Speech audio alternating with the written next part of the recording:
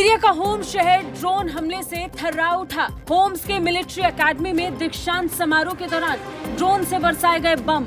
एक बार फिर कब्रिस्तान बन गया सीरिया। सीरिया के होम्स के मिलिट्री एकेडमी में उस वक्त सब बदल गया जब आसमान से आफत बनकर बम गिर रहे थे।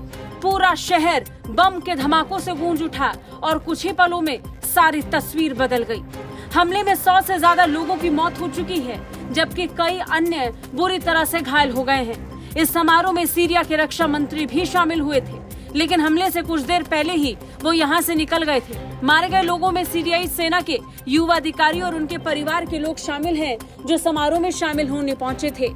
सीरियाई सेना के ठिकाने पर इसे अब तक का हुआ सबसे भीषण हमला माना जा रहा है। अब तक किसी गुट ने हमले की जिम्मेदारी नहीं ली है। सीरिया में पिछले 12 सालों से गृह युद्ध चल रहा है।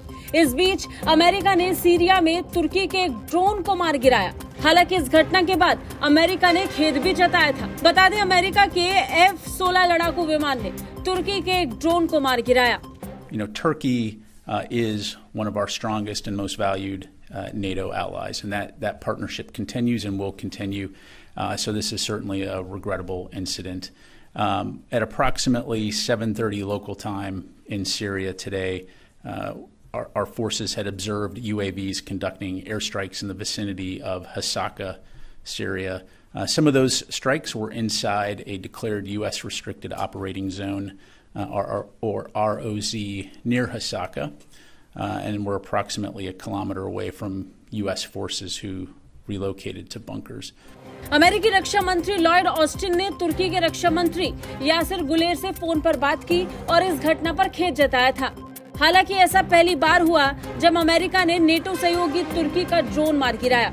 उधर सीरिया में कुर्द चरमपंथियों के ठिकानों पर तुर्की की भी कार्रवाई जारी है। पिछले हफ्ते अंकारा में हुए बम धमाके के खिलाफ तुर्की ने कुर्द चरमपंथियों के ठिकानों को निशाना बनाया। तुर्की की सेना ने ड्रोन हमले का वीडियो भी जारी किया। इन सारी घटनाओं को देखते हुए गृह युद्ध से जूझ रहे सीरिया को देखकर लग रहा है कि आने वाले वक्त में भी सीरियाई लोगों को खून खराबे से निजात मिलने की कोई उम्मीद नहीं है। ब्यूरो रिपोर्ट, भारत तक।